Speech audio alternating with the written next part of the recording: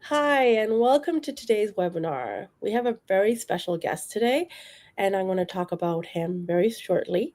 But today's webinar is about cybersecurity, and is this no longer option or optional, or is it good for businesses? We're going to discuss all of these concerns and issues as we go through the seminar. And I would like to introduce myself first. My name is 𝘄𝗲𝗃𝗍𝗃, and I am a lawyer, founder, and I have my own firm. I practice in various areas of law, including civil litigation, business law, and criminal law. And I have worked in court services for several years with various experiences. I have gained a lot of knowledge and have been assisting clients in various areas of civil litigation as well as criminal law and business law. So let's talk to Makafui Bokor. I'm not sure if I'm saying your name properly. Please let me know. Okay. And he's going to explain a little bit about himself first. He's going to introduce himself, and then we'll start with the topic. Hi, everyone. My name is Makafui. I am the author of Bridge, Closing the Cybersecurity Gap for Small Businesses. I'm also the founder of ADENTITI. It's a Canadian cybersecurity company here in Toronto. And I came up with this book because of my experiences with private individuals, small companies, and I found a pattern where they had an issue with security and it was happening over and over again. So I try to explain things to them using the book. And I had to make it very fun because if you read about cybersecurity, it's hard to understand. It's hard to even figure out everything. And upon all you know about what is phishing, what is malware, people are getting spammed, people are getting hacked.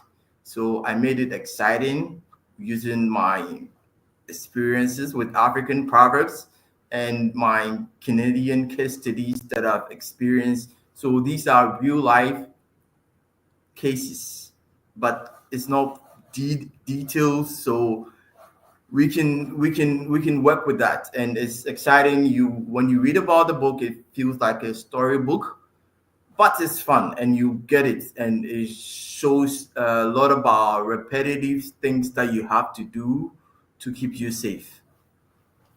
Thank you. Well, let's talk about cybersecurity.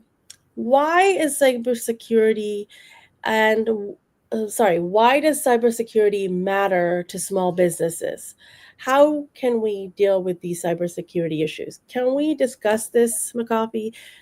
Please tell me, why does it matter to small businesses?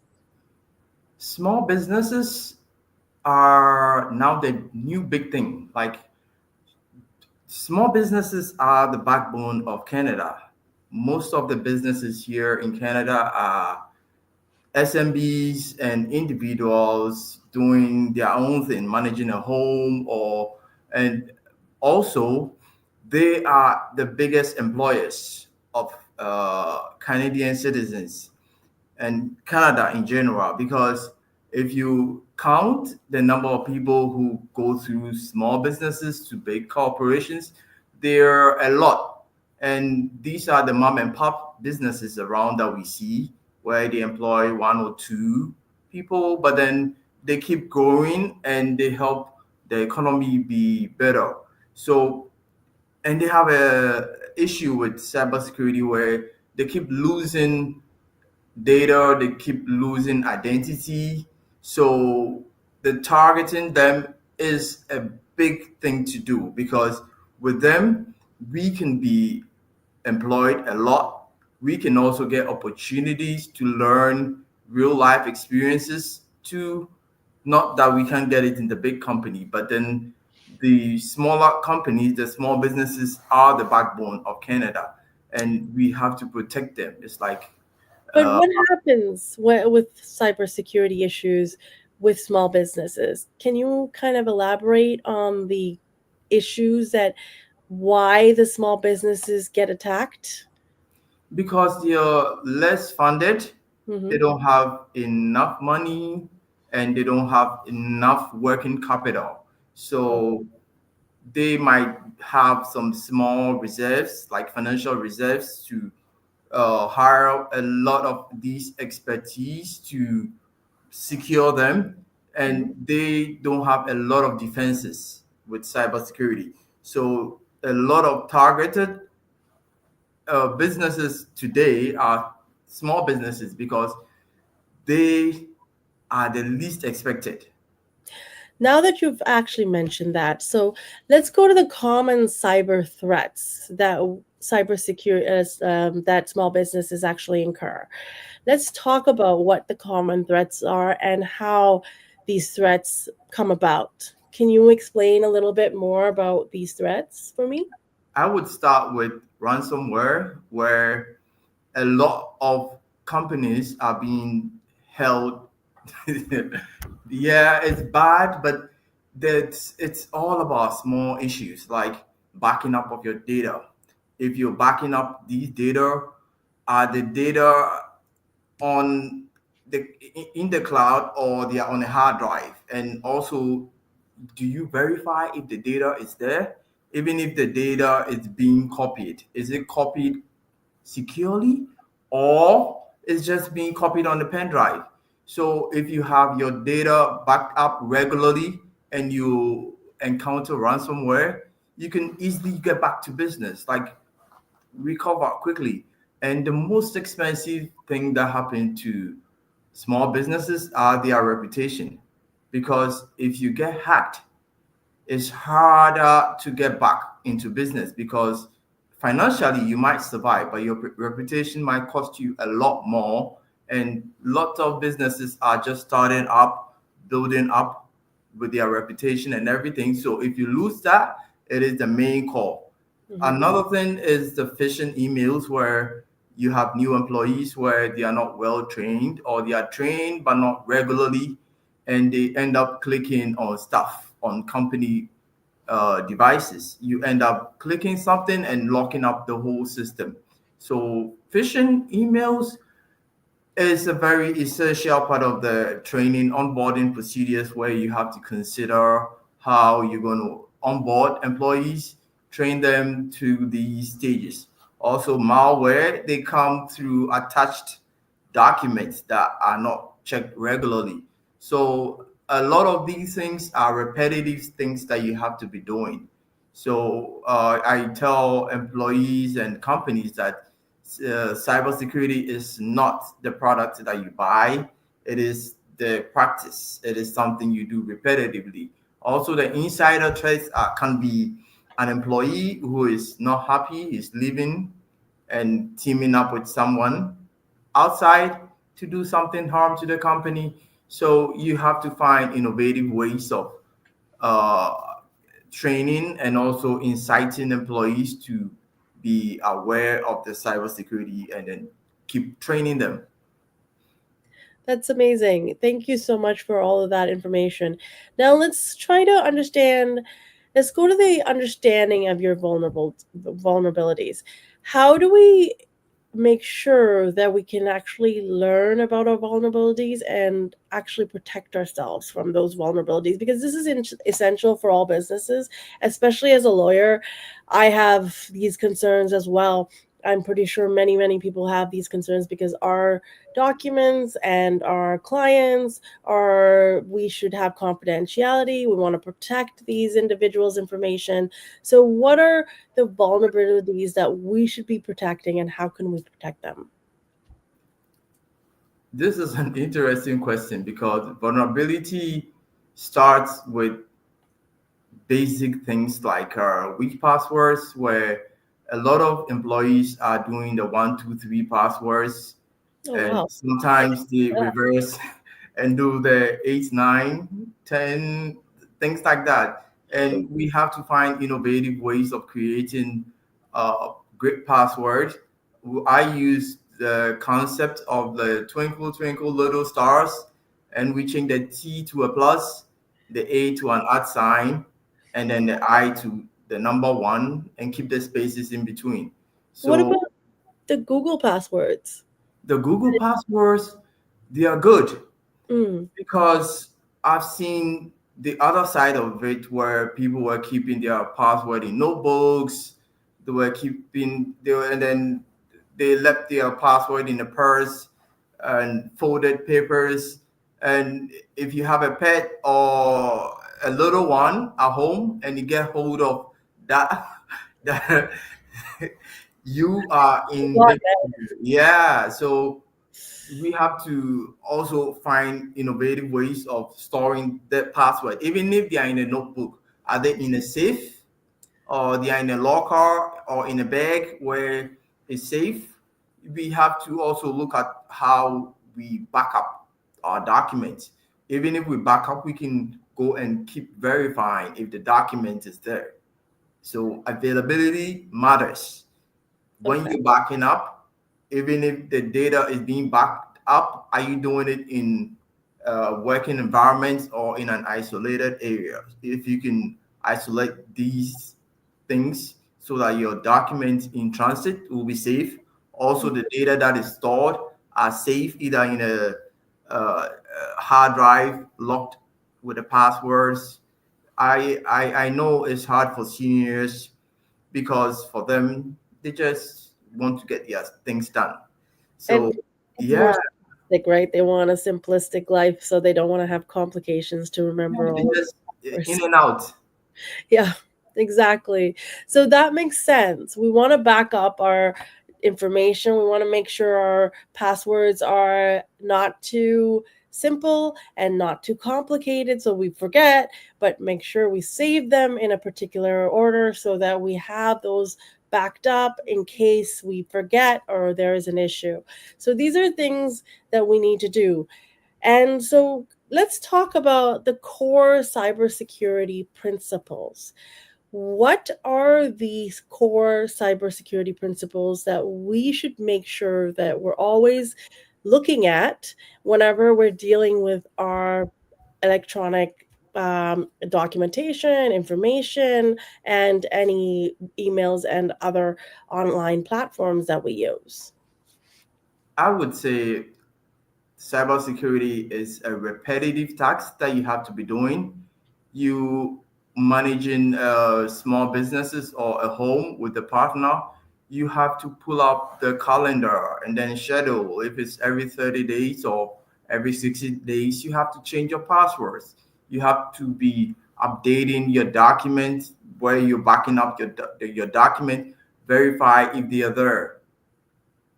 Also, you can also work on your form where you're creating innovative password, work on how long the password can be. It's helping because if you don't have a great passwords, you can be easily hacked because the way the system works, if they put a dictionary and search for your passwords and your password is a sentence, it's harder. But if it's two, three letters, it's easy and they can find it. So if we these things we have to be doing them regularly. So every 2 to 3 weeks, depending on you can't do it every day because it's harder. So Mm, baby steps, you can start with the 60 days, changing of your passwords, also role based where a new employee comes in, you have to reduce the number of administrative tasks that they can access so that they can build up their trust to where you want them to be. So it's baby steps, walking them because the remote working is causing a lot of issues where some people are working and they forgot to log out and mm. they are out doing something else or maybe chatting and the screen is wide open. Anybody can get access to company documents. And once you're logged in, you are all responsible for your data. That makes sense because I do remember a friend of mine telling me that she had an employee who ended up working and they ended up taking the passwords and changing them, which she no longer had the access, and this employee left the company. Now she could not retrieve the passwords. So you guys have to be careful when you're giving employees access. Make sure you're giving them access to things that you have the ability to control.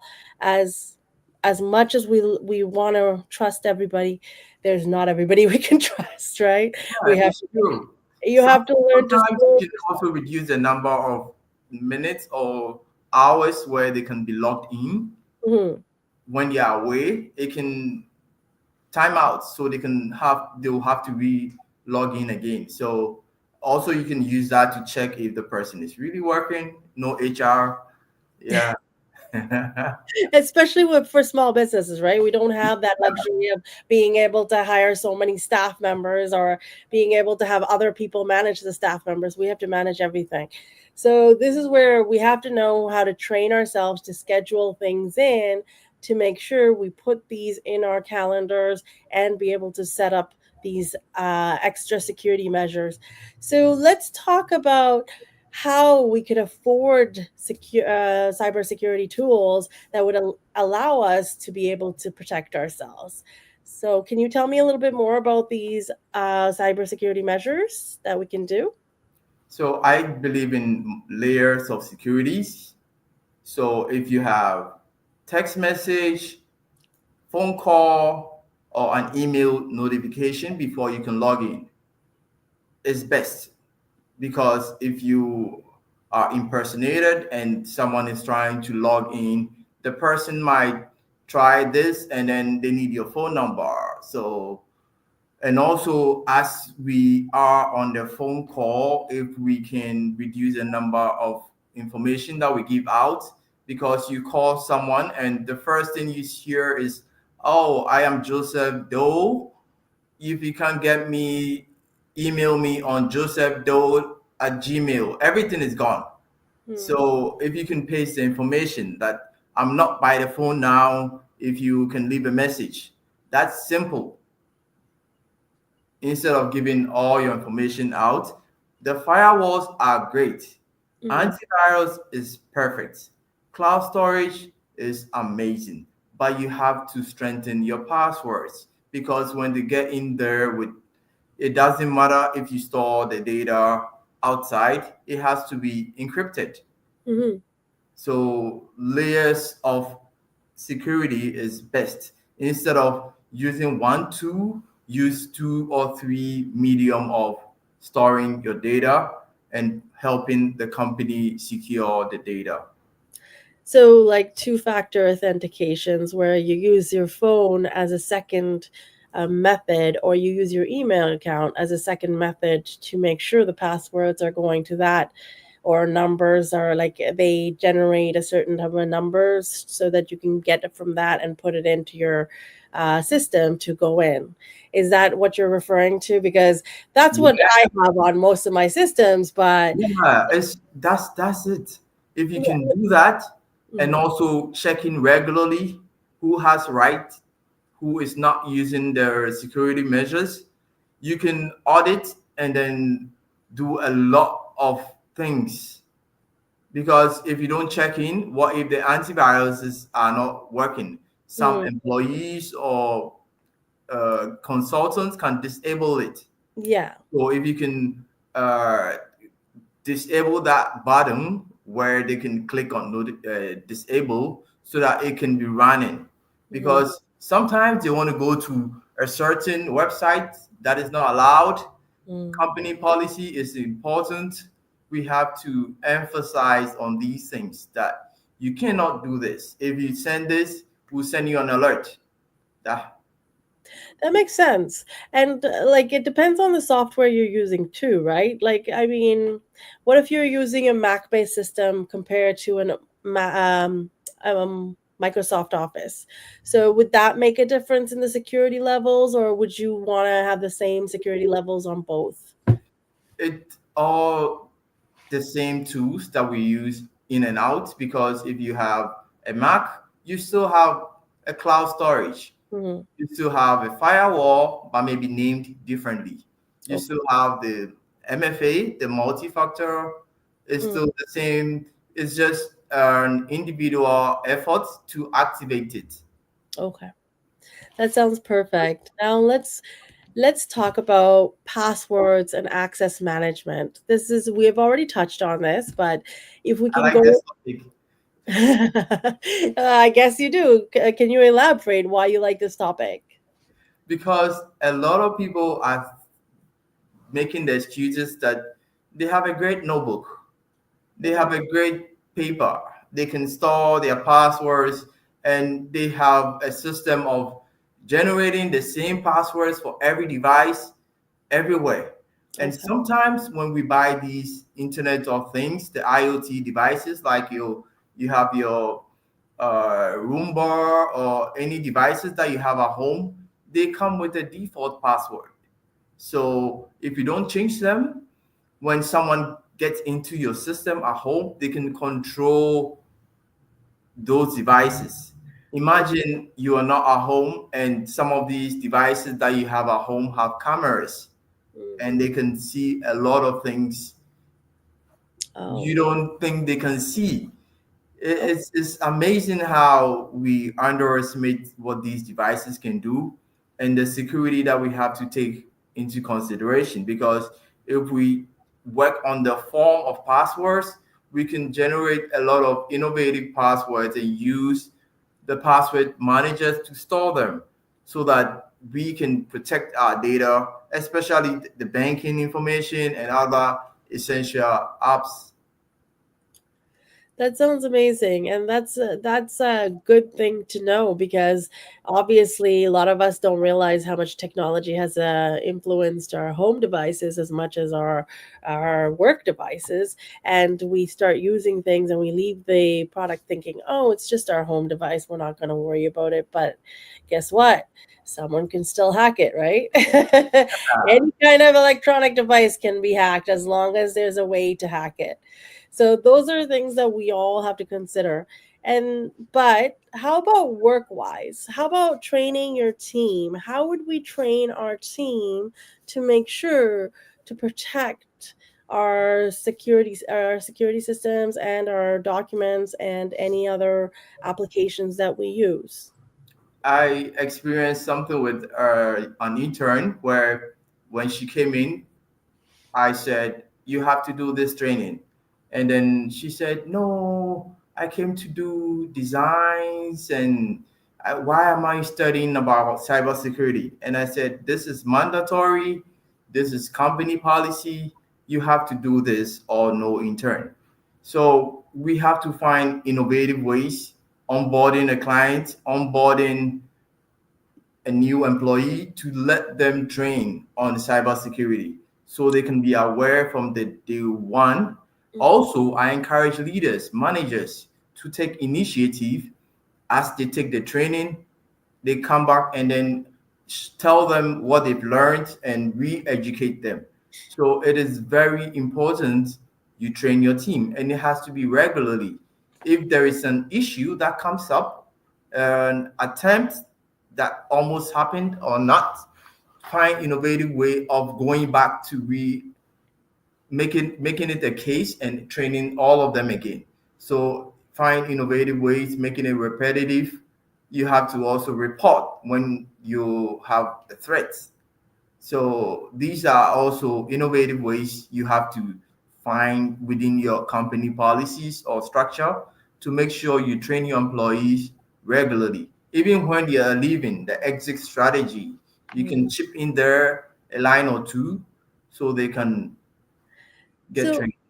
Makafui, I have a question for you in this perspective. Where would we, as a small business owners or entrepreneurs, where would we look for these type of security trainings, and how would we be able to get these courses to assist us with employee trainings? If you know of any, would you be able to give us some information? I would say I do it, but other people do it. But you have to look at their how is it being done? Are they finding excuses not doing the training? Mhm. because you can have all this training and employees would not do it because they're seeing it as a chore. Of course. You can also gamify it and make it interesting and Mhm. also engage them to do it. Mhm. So these training are out there. Some companies have them for sale, some just do them for freelance. But it is essential that they have these training. Okay. Okay. So you're saying you would be also one to they could reach out to you in case they want to be able to do the cybersecurity training just to make Perfect. sure. Yeah. Do you do Zoom or training? Do you go over or do you actually attend in person? Is there anything that you can give us so that the audience, whoever's seeing, might want to, like, if they want to reach out, we'll like give them your information at the end of the webinar, as well as like we could give it on our platform. But we just want to be able to make sure that So our audience has that information in case. yeah, the solution that I have is for different markets. I Okay. have a board game like Uh, Monopoly for the seniors oh, nice. where they can play as they're playing, they're learning about cybersecurity and still having fun. And Okay. then for us, I have the book Sounds good. that And gives you everything and more. And mhm. then also I have the software that you can go through onboarding procedures. So you can customize it where you want the training to be done. And it's gamified experiences where it's awarded based on stages that you get to. So it's fun. Okay, that And sounds perfect. yeah, and then I'm looking at bringing it back to the really young ones, like That you below 14, so they can play it on video games. Oh, nice. Yeah, That would be an interesting way to learn. Even I would be interested in that. What do you mean, you 14-year-old? My God, come on! It'll be so much fun to do like an entertainment, like gaming, just to learn how to deal with cybersecurity, which is yeah, great. that would be fun. That would be fun. I am looking forward to So that one. it's like alternative ways of using fun to Mhm. educate. So Exactly. yeah, the seniors can do their board game, the young ones can do the video games, and we are still learning. Yeah. Well, let's kind of go into the create an incident report so that we can understand how these measures can help us make sure that we protect our business, especially with learning all of these aspects. We can actually make sure that we could make a incident response plan to make sure our business is protected. How do we do that? I've heard people say in transit, oh, I got hacked. And this is not the medium to Mhm. communicate this. If you are a corporation or an individual and you're hacked, your reputation is at stake. So you have to use the proper channel to communicate these things. Either you design an incident report response plan, or you work with someone who is an expertise there, because the cybersecurity is big enough where there is the PR aspect where they report the incident. So it is so big that everybody can get in. It is not the ways that we report them around. We have to find a structure and also work with the company policies Mhm. that how does this information go? Does it go straight to the clients or it goes to the board first? And Mhm. then the layers of communication is important because if we don't do this well and we lose our reputation, it's more expensive than the hack itself. But it's not only our reputation that'll go, right? Because let's just say we have also legal documents, private documents, confidential documents. We have a layer of information that we're not even sure of sometimes because we have That's contracts, true. right? I know you know because you're into legal. In Canada, you have like 2 weeks to report when you get hacked. Yeah. You And have to then, make sure because yeah, your clients' informations should not be out on the web for anybody to actually access, right? Especially if you have contracts and other measures that should be protected, you should have them as a secure documents. If they should be put in a folder with a security measure that cannot be hacked, or should have a password protection, so that these specific confidential documents are not leaked on the web or on against can be used against your clients in any manner, shape, or form. So be careful about those things too, because those are legal measures that can be brought against you, and the individuals or clients can sue you for the fact that their information has been basically dumped on the web or been used as a blackmailing technique, which is things that you need to protect yourself against, right? And this is essential for small businesses because when we get hacked, it's so hard to come up. Yep. So hard because you barely making money and then you lose everything. Yep. And you have to make sure that you're the one who is essentially responsible for all of this. As the director, as the founder, I know that I have to protect my clients, so all of my client files go on a legal platform, and are kept there on a protected two-factor authentication with multiple security levels, because if I get hacked, my clients documents that are personal You and also private. have to find that information of the breaches, like whose information is exposed, who's Exactly. so you need report from every department Hmm. before the information goes up. So it's pretty a lot of work that topic we have to. I think we have to book another day and then Hmm. talk about incident report planning. It's Yeah, yeah, that would be we'll fun. definitely have to talk about those even more in detail in another session. And we will do that. We'll definitely do that so that we can make sure that our audience, and as well as any individuals who are listening, have more in-depth knowledge about what to do to protect themselves. But now let's try to talk about data privacy and compliance. This is important. This is what I was talking about earlier, because we have to comply with PIPEDA, which is a private information of individuals that are meant to be kept under private. As I indicated earlier, your client's confidentiality is important, and the privacy of their clients have to be secured. So these are things that we definitely must comply with. As a lawyer, you will know that any kind of privacy act that requires any personal information about any matter will require that you look into PIPEDA or do an application under PIPEDA to the organizations to be able to obtain these documents. So these are things that we all have to comply with, every small business, including myself, including even Makafui, who has a cybersecurity organization. But you have to remember, this is important, because if your system gets hacked and you're not following PIPEDA, if you're not protecting your secure documents with password protections and two-factor authentications, or in a secure platform, or a cloud service that has multiple layers of security, obviously you're likely to be sued because of this information being leaked. So this is important. What do you have any further intake on this, the coffee? Yeah, I do.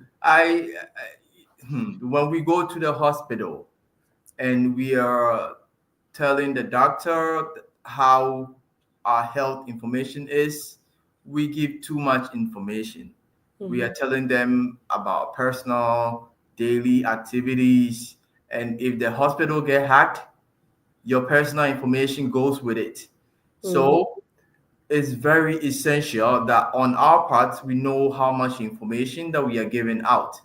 Personal information is one of the most important part of this part of the world. You Mm-hmm. have to find innovative ways of protecting yourself before you get into that category. If you are a small business, it can be hard. you don't know how to even go about this. You can use a third party where they can log into your system through Google, through Yahoo, so that you don't inherit the burden. So your information is handled by a third party. So we have to find money or ways of investing in this.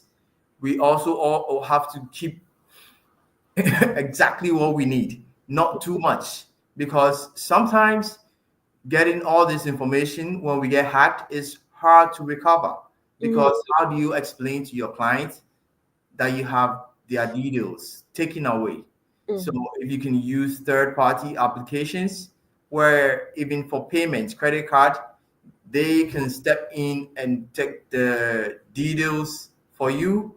You don't have to receive credit card. And even if you take them, you can max certain areas. You can blank certain areas so that when employees from remote areas working where you can't see them, they still can't see, or even if they get hacked, the hackers don't have access to these data. So it's very important we take Yes, this. remember about the credit cards and any kind of payment methods that you do take. These methods should never be left open. They No, always have to be secured in a secured location where it's protected and password protected. Like you gotta have multiple layers of, layers. and as well, if you are keeping any credit cards on record, you should definitely delete or make it black for the first I think it's a 12 digits, Before, yeah. and then leave the last four digits, but you don't leave the first couple of digits on there at all, no matter what you do. And And also, I'd like to add this, like when we get employed in a small company or we start doing we can avoid keeping our personal data on the company devices. If we can isolate them, it's very important because the company might not be responsible for your data. yeah, So we have, also make sure you have one person or only a few people who are there to deal with money. If you're dealing with money or any kind of financial situation where you're taking payments, try to limit the amount of individuals who are using your financial means to make payments, because then you actually have that those individuals will be responsible for protecting those amounts and those documents, right? yeah, sure. So let's talk about secure remote work setups. This is important because a lot of people now work from home, and we really need to make sure that when you're working from home, not everybody else is having access to your information. So, how can we protect ourselves if I'm working from home and I hire another staff member who's working from home? How do I protect my documents and my client's information, and make sure that my staff does not distribute it or accidentally have security measures that might not be sorry, not security measures, if my staff accidentally has a issue and it gets hacked, how do I protect it? First of all, when you are onboarding a client or an employee, it should be the first thing you do. So the layers of security should be in place. And if you access a public Wi-Fi where it's not registered, like you're working from home, the IP address or the environment can be registered. And so when you connect to maybe Tim Hortons Wi-Fi, you get limited services. Mm-hmm. So you can use the VPN as a tunnel Mm-hmm. to pipeline every document that is secured. Also, passwords that are on documents help because you never know who you're connecting to when you're the Wi-Fi outside in Tim Hortons with the name Tim Hortons, but the T is a plus. You don't know, and you're connected, and you don't know how long. Even if you are home, you're still connecting to the same Wi-Fi. Mm. So you never know. You cannot control everything, but you can control the number or the data that they can use to access. That's amazing. The other options I have noticed is I use a hotspot for my phone, which allows me to use my phone anywhere with a hotspot and the Yeah, internet. if that area, that connection can be registered in your security environment, Mhm. it's best so that when you connect through a public Wi-Fi, you know you're limited. Yeah. Exactly, which is like perfect because for me, I use my hotspot wherever I go. But if I am desperate to use a different hotspot, I have to make sure to look at what networks are out there first and if they're secured or if they're related. Like, let's say I go to a library and I want to use a library hotspot, make sure to speak to the library attendant to Yeah, make sure to because get that they are fast. also getting hacked.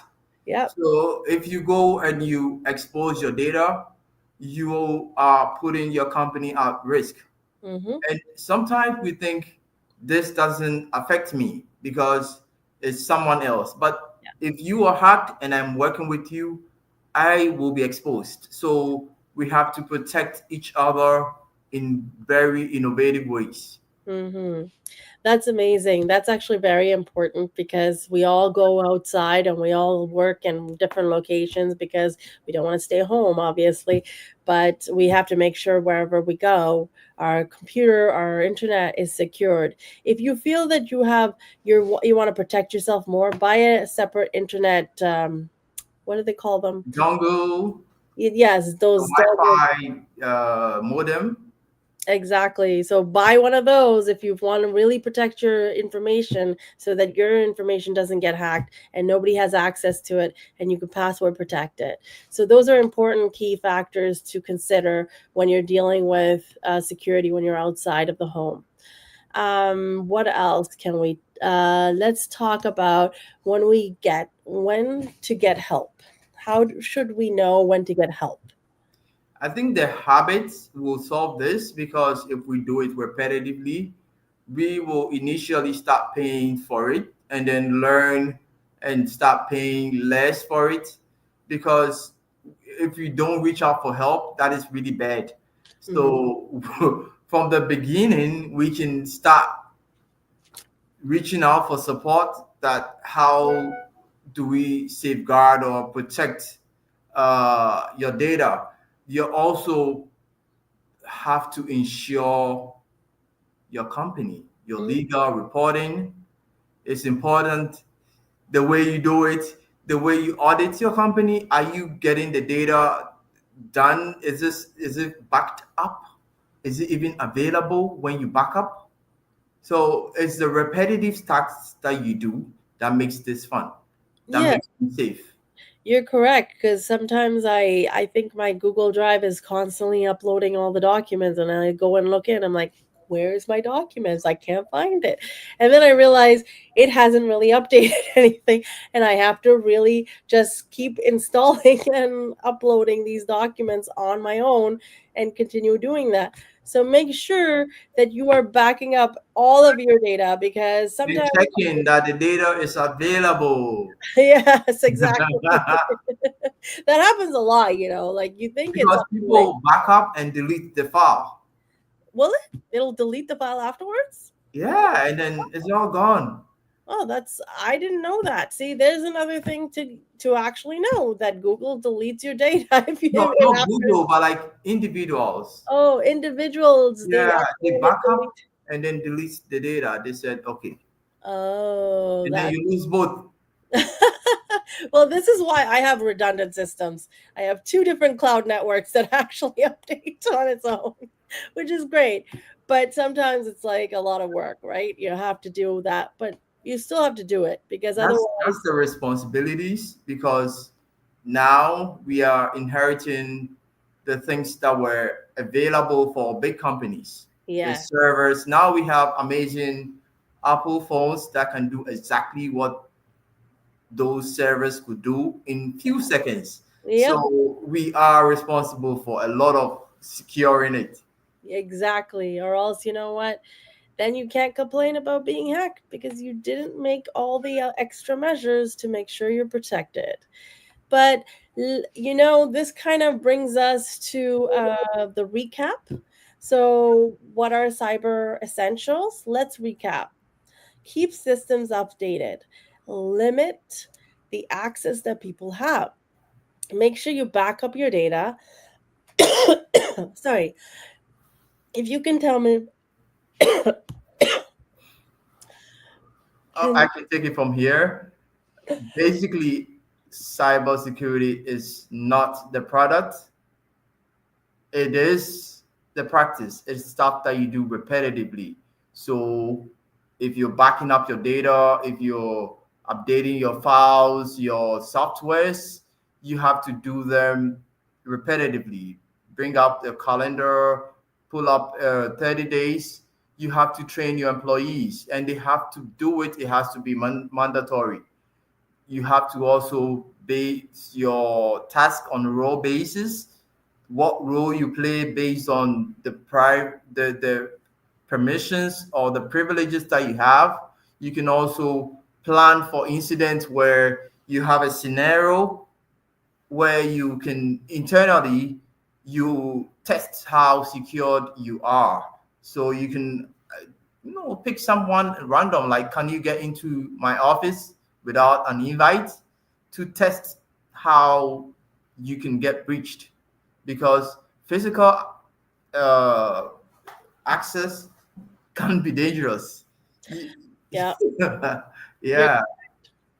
That's really important because we have to make sure we're protected, right? No matter what kind of business we are in, especially as small businesses. We're Yeah, not it's really repetitive. Things that you yeah, have to do always. It's not one time you go antivirus, so you don't change up your passwords and you keep the same passwords for everything. Why do you need to password manager if you have the same passwords for all your devices? It doesn't make sense. exactly. It's just a So copy and paste, right? yeah, and then anybody else could copy and paste and take Paste and then they go. everything. There goes everything, right? So we're coming to the end of our webinar, but I would like Makafui to talk a little bit about his book because I'm pretty sure his book is going to be an essential part of how we protect ourselves, and he's going to explain why. I love this book, and I wrote this book because I think we can all relate with it. It's not military written, it's storytelling, finding ways you can stay secured. And it's a blend of Canadian case studies that I have witnessed and stories I've heard. These are true events. So if we can look at what we have in here, we also added African proverbs to make it exciting. So you can also learn about different cultures, and you can be in bed reading this book. You can get it on Amazon. You can also, I like physical books where I can dog ear the pages. I love books. And I feel if we can get informed by reading this book, we can help someone. I can help you. You can help your family, you can help your aunties by telling them or informing them on a cyber security tip that can help them save money so that they can be happier. So the main purpose of this book is to help you, individuals and small businesses, to stay secured. Thank you so much, Makafui. It was such a pleasure having you here. And I think our audience are like probably happy and excited to know about all this information because businesses, as a business owner and as a lawyer who assists businesses, I understand the concerns that people have when it comes to working with their internet access, their applications, and the security threats that have been happening all over the world, including a major organizations have been hacked. We have to protect ourselves as small business owners because even though we're not big, our information is probably way more important to us than it is, to other individuals. And as well as we have legal repercussions when it comes to cybersecurity issues. So these are all things that are important for us. And I thank the audience for actually attending and being here and talking and listening to us have this conversation. Anything else you would like to say, Makafui, before we head out? I I also want to add that I have never met anyone who did anything alone. You need amazing people, and I could not have done all this without my people, the amazing people I have, the you, my team, and the people out there. So I want to say thank you to you all. Thank you. And thank you to you as well for attending. I know that I couldn't have done anything, and all the things I've done without all the people and support that I've had. So I get it. It's important to appreciate those individuals out there who have helped you out and who's been there all throughout the whole process. So, with that note, we would like to say bye, and we look forward to seeing you guys again in 2 weeks, where I will be presenting on another subject of business law, and we can go from there. And you'll see our webinar posts, so you can see the topics. Hopefully, you'll attend within the next 2 weeks. Okay, thank you. Bye. Thank you all. Bye.